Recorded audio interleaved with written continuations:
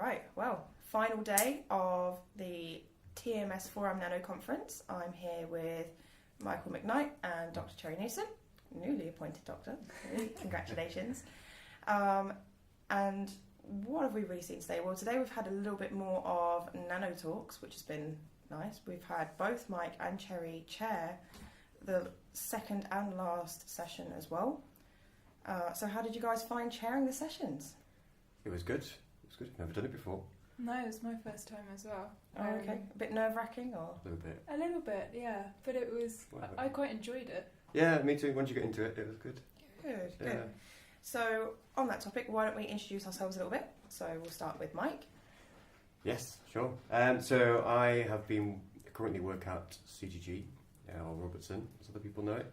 I'm working there for about 5.5 years. You left straight out of University of Portsmouth, didn't you? I did, You walked yes. straight into industry. I did, You're a bit of a celebrity down Are you there. going to get me to tell that story? No, do. Tell us all about that. Okay. Because if you haven't, I know Anthony Butcher has. Does he tell everybody? Of course, yeah. Okay. Well, he definitely told me. Okay, so whilst I was at Portsmouth, I decided that I wanted to do a project on nanofossils. That was an excellent choice. Yeah. But nobody, they told me that no one had ever done that at Portsmouth before, but that they would see what they could do, so they called me together this microscope out of old pieces of microscope. It never changed when I came around to using it either. Yeah, poor Amy had to use the same microscope. Tapping the slides to get it to focus. Yes, because there was no mechanical stage. No. It was one eyepiece. Oh, okay, no, they did upgrade to 2. Oh, did they? Did they? I think they did. I had one eyepiece, no mechanical stage, so yeah, tapping it with a pencil to move the goodness. slide. It was terrible. It was old. I think it was mostly made out of pieces of ice. Yeah, it was just about. Just about. Yeah, it's like some kind of Frankenstein kind of microscope. But yeah, so I did that project and I did tons and tons of work on it. Like I said, I was really enthusiastic about it, and then, as well as that, I was doing loads of other extra work as well. And so when I went to go and do this masters at Bangor, I was going to start. I also just thought I'd just chuck an application into Robertson, and they. What was the masters you applied for? I was going to do marine geoscience at Bangor.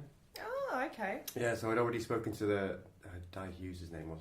I'd already spoken to him about the project, and I was going to do some kind of biostrat seismic kind of dissertation project. So I'd already got everything in place, and I went for the interview at Robertson, and they told me that I'd done because there was no nanofossil experts. It's okay, at you can say Robertson. exceptional job.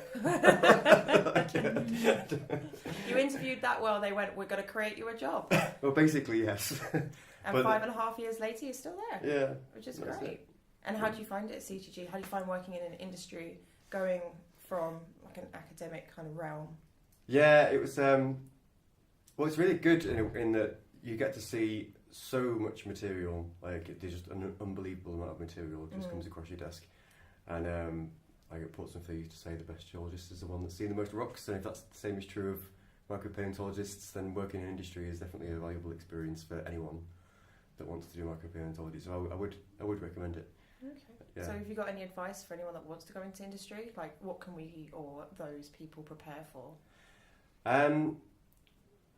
Yeah, you could do a lot of extra research. You need to show that you can work independently as well as part of the team. What they want to see, I think, is that you can sit down. Well, if you're talking about micropaleontology, they're going to want to send you on well site, so they're going to want to see that you can sit down at a microscope for 12 hours and log slides. Like really, that's kind of what they want to see. They should recruit our current MSCs here. Yeah, so you need to be able to work independently and be self-motivated in that way. Yeah, I think that was one of the main things that they saw in my project because of the amount of slides I logged for my project, and it was more than a lot of people log for their masters. Yeah. And I was just doing my undergrad, so that's one of the things they said to me there was you've done a lot of independent work, like you've taught yourself nanofossils. Yeah. You've done all of this extra stuff. So yeah. Clearly a very demanding job, but you'd say it was worth it.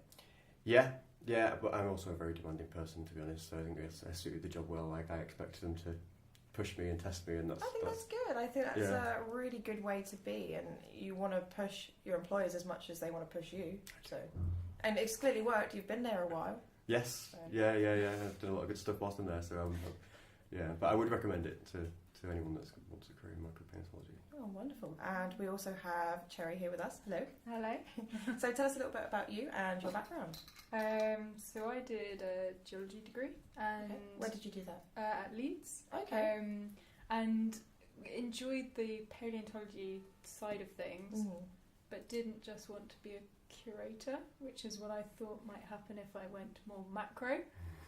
So I liked the idea of micropaleontology and did a 10-week summer placement with Sam Gibbs at the University of Southampton. Oh, wow, that's amazing. Yeah, and it kind of kicked off my love for nanos.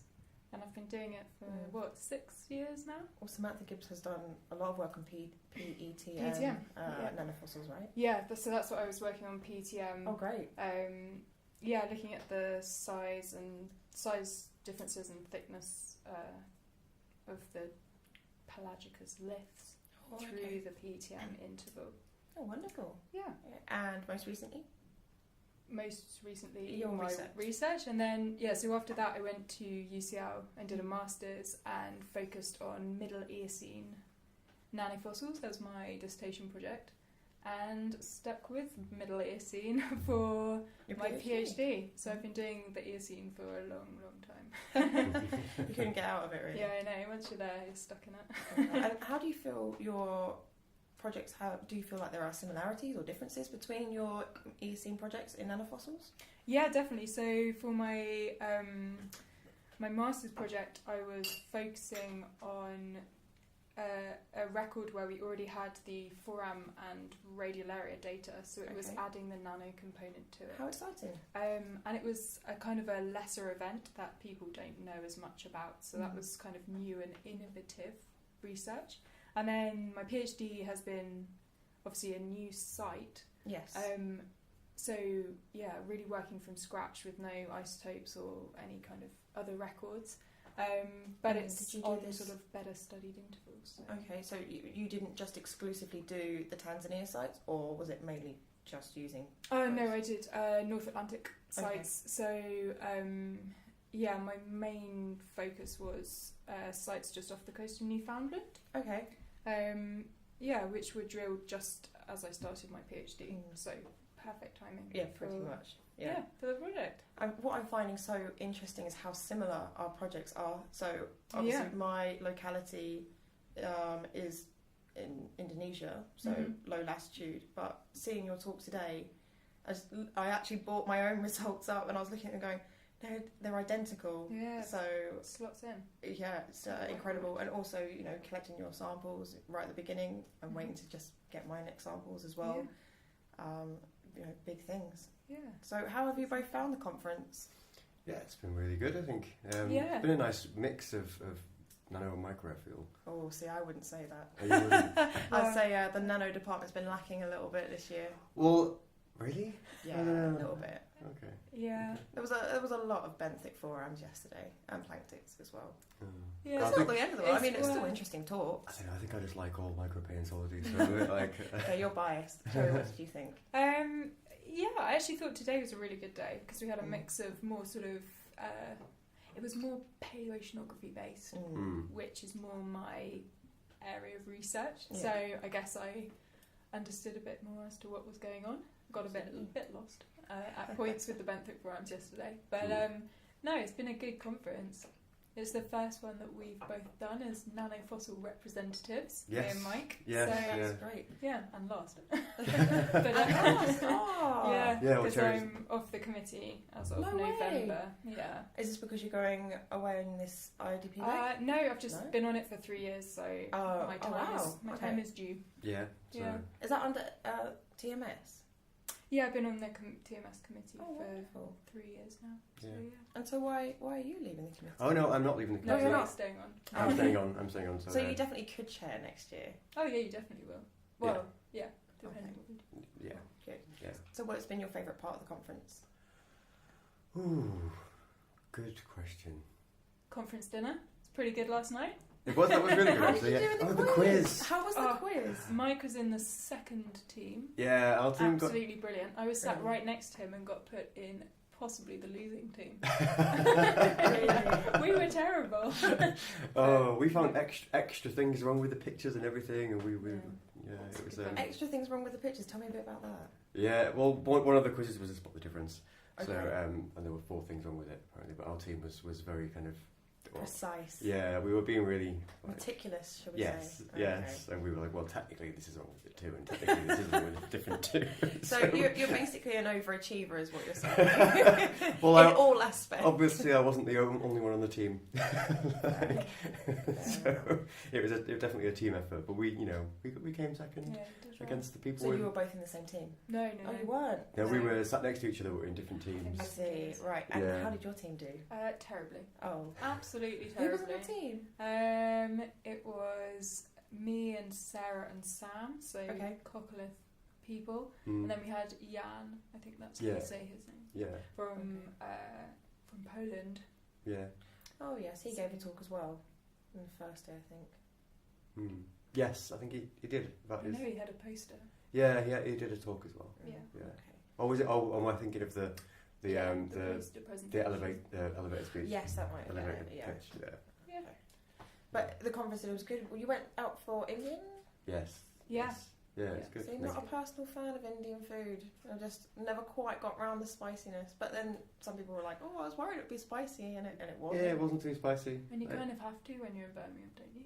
Go for a I curry. guess so. See, yeah, that might have been one of the reasons why we decided curry house. Because I mean, the tradition. when in Birmingham. Well, I lived in South Manchester for ages, right next to the Curry Mile, so I was like. Oh, what's the Curry Mile? I haven't heard of this. It's a stretch of road in Rusholme that is both sides. It's a mile long.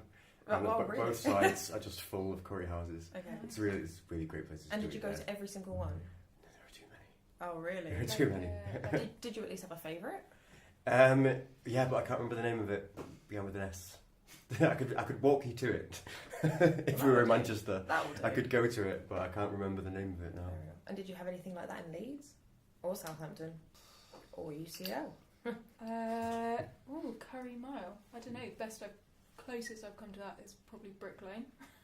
But I don't know of any of the curry miles. Do you remember the name of the restaurant that you went to? Because I have a friend whose dad owns a curry restaurant, award-winning Bangladesh. If I get that wrong, that'd be really bad. It's a apparently award-winning curry house. So I don't know. If you went there, you might have had curry establishments on Brooklyn. Yeah, fair enough. Fair enough. So, how does this conference compare to other conferences that you've been to, hosted by TMS, either TMS or other Foram Nanno conferences? How do you think it fares, and how do you think Birmingham's done as well as a host? Yeah.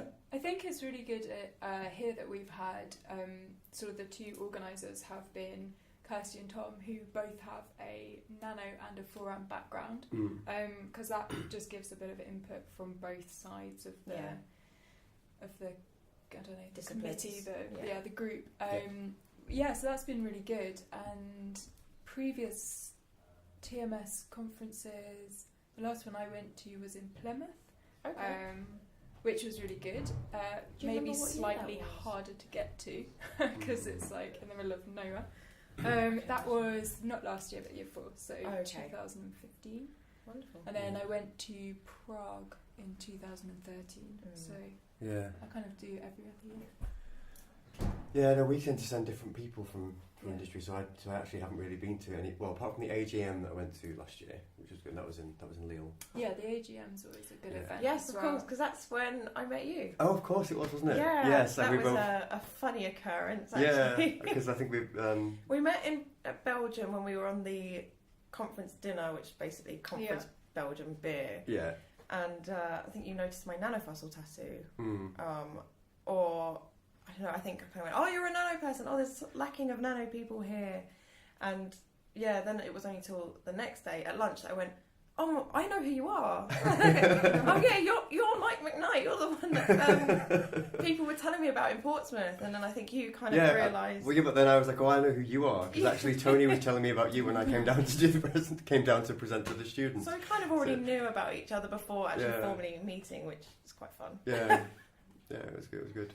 And are both of you going to INA, International Nannoplankton Association, in Greece? I wish. You wish? I've not I wish missed too. an INA since I've started being a nano person. Wow, I am okay. on the IDP cruise, Oh, okay. so I won't be able to make it. I was planning to, but I think I have other things to do now. The minute that I need to do, so That's fair enough. There you go. I wish I was, but I kind of spoke to my supervisor, and it's kind of been advised that I think I'm going to be a bit busy, so maybe next time. Yeah, it's a shame. I think for me, INA is the best conference. Oh, really? That I've ever been to. Well, I've only been to the Reston one, and that was really good. That's where we met, wasn't it? Yeah, that was which really one? good. It was in Reston, Where's that? Virginia, so just outside Washington. Oh wow, that's crazy. So is it usually quite far away? Like, or do they host it around the world? They tend to do they kind of do sort of an American one, that sort of region, a European one, and then maybe somewhere more exotic yeah, one. like the Philippines. But they try and mix it up so that it's different. That's really cool. Oh. So that's I'm why even it's more disappointed to not go this year then. That's a shame. Yeah. So tell us a bit about your leg that you're going on, your cruise. Oh yeah, so at the end of July. Okay. Off. Are you excited? Very excited, a little bit nervous, but only because I don't really know what it will be like.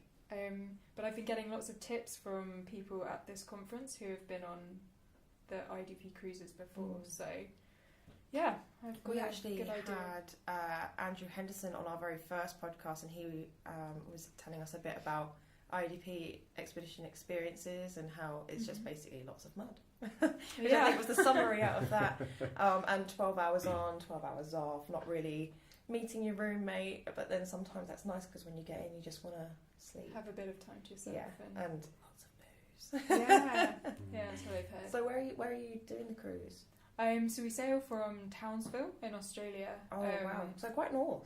Yeah, relatively north, and then we end up. So we're drilling kind of in the New Zealandia. Have you heard of this?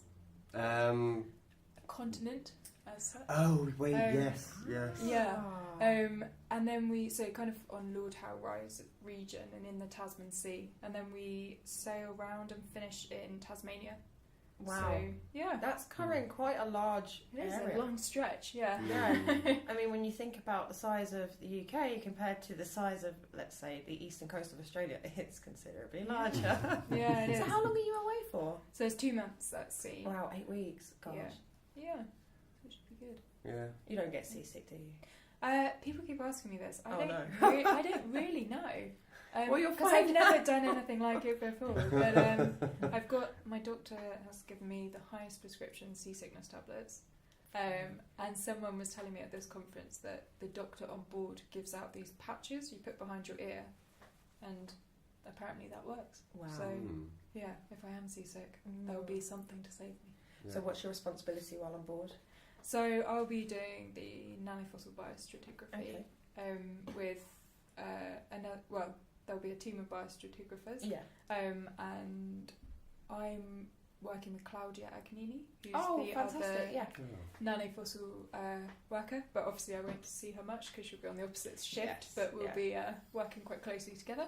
And then there's a team of 4 or 5 Foram workers, an ostracod worker. We've got a palynologist. And radiolaria workers as well, so we've got a whole host of us on it. That's great. Yeah, it should be good. Oh, I wish you the best of luck on it. And thank you. I mean, you're going at a pretty cold time of year, so you might not think to take a jumper, but I'd take a jumper. Yeah, July can get pretty biting. I can imagine if you're on the sea. I mean, I don't know how much time you'll get out on deck. That's true. I've heard the labs are pretty cold as well. Apparently they pump out the aircon, so yeah, they've said bring a fleece already, so it can be nice. But at least they're thinking of you. So what's next? What happens? Well, let's say after your ODP, and what's next on the cards for you, Mike? Well, since I think next on the cards for me is organising the next Nano TMS Forum Nano meeting. Fantastic. Because I think we're going to have a slightly separate, maybe separate Nano one really. So I like some of this. Have a year splitting off from the Foram workers. Yeah. Because the TMS also hosts a specific Foram meeting, right? Mm-hmm. So the Forums 2018. Okay. I think is the next one? Well, that's the one that Kate's presented on, isn't it? In the Yes, it was. Okay, so you're going to look at forming an exclusive nanofossil meeting. Yeah, that's. Any idea of where you want to host it? Well, I think Birmingham, Southampton, Yeah, do well. I'm sure. somewhere with a good amount of nanos, so we can. If it's the first one we do, I think that we want somewhere where it's accessible to nanos. Really. Yeah, access. We know there's 4 people here that do nanos at University of Birmingham already. So Yeah. and we've just hosted one, so we're fully prepared. If you want. This was just a practice run for the real conference. Exactly. Yeah, as it always is. And how about you, Cherry? Yeah, following the IDP cruise, I haven't really got any solid plans as such, but hopefully doing a short postdoc on the cruise material after I get back, dependent on... Will that be at UCL as well? Yeah. Okay. Yeah, if the grant application works in my favour, Oh, then good luck. yeah, that's the plan. But I haven't got long-term plans at the moment. Fair enough. So if anybody wants to employ Cherry, I mean, yeah, this could be a good Available. place. And what do you guys think about live streaming and actually doing things like this podcast?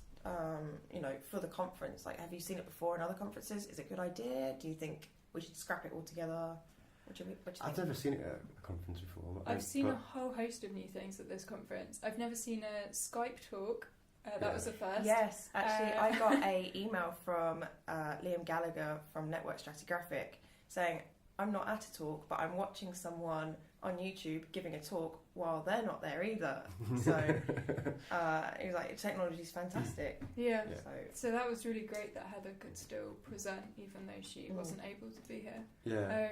I think embracing new technology is great. Yeah. Like, just keep it up. Like some things will stick, some things won't stick. And that's fine. But you don't know until you try, really. Exactly, and one also reason why we're doing this podcast, because we want to see if this is going to be something that people want to use and can access freely and for free as well. Information, talking to young academics and industries like yourselves. So yeah, it's a good idea. Yep. So what do you think? Yeah.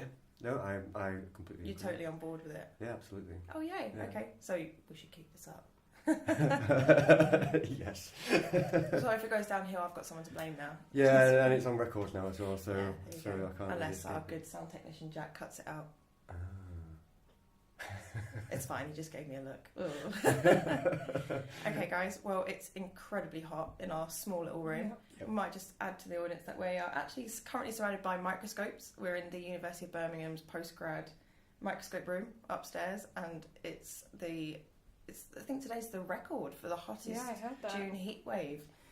So, I don't know about you, but I can definitely feel myself getting a bit more sweaty as it goes on. I So can indeed, yeah. I think we might end it there. Let's go get some drinks. And there's a field trip tomorrow which will end the conference, the TMS Foram Nanno 2017 conference. So I shan't be attending, unfortunately, but our good sound technician Jack will be there taking photos and films. So we'll keep an eye out for those, which will shortly be posted up on our YouTube channel. But for today, thank you very much to Mike McKnight and to Dr. Cherry Newsam for being here and talking with me. Thank you, guys. Good, thanks.